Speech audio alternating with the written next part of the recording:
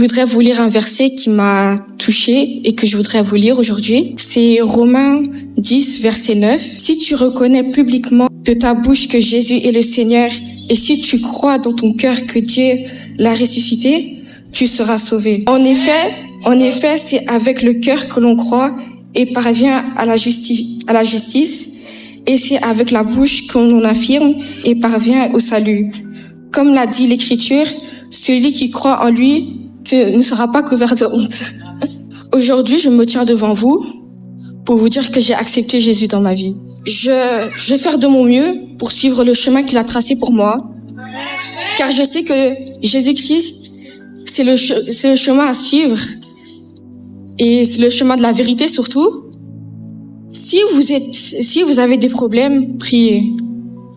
Si vous êtes en manque de foi, priez. C'est la seule chose que je puisse vous dire aujourd'hui. Donc aujourd'hui, je vais vous partager mon témoignage. Tout a commencé le 20 avril 2022, le jour de mon baptême. Par après, j'ai beaucoup eu d'attaques spirituelles. Je croyais plus beaucoup en Dieu et j'avais beaucoup une baisse de foi et tout ça. Et avant mon baptême, j'avais vraiment une vie de débauche.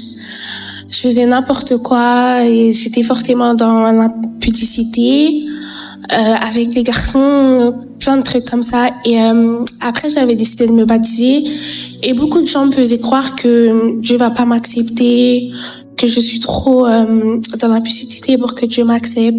Et malheureusement, j'ai cru les gens, donc je suis retombée, j'ai rechuté.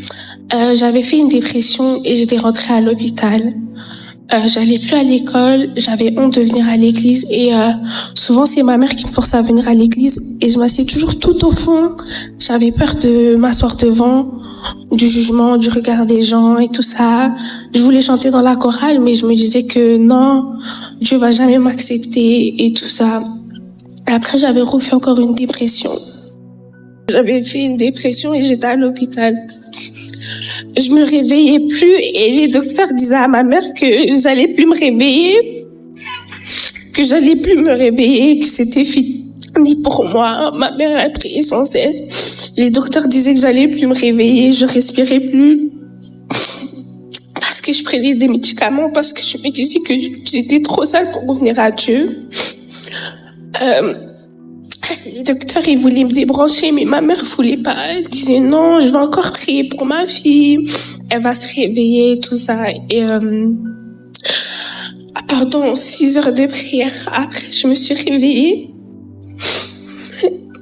Et j'avais toujours pas la foi en Dieu. Je me disais que c'était normal, c'était les docteurs, tout ça.